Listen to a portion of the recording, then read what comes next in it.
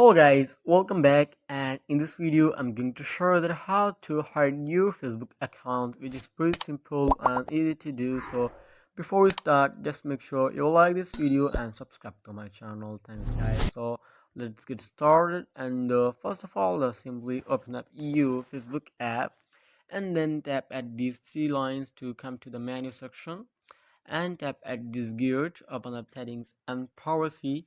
Once you come to settings and privacy, you will just have to scroll down a little bit until you get the option of how people find you and contact you. Just simply tap on it. So here I will recommend you to set these options according to my requirements. Just simply in the first option on the very top, set it to friends of friends.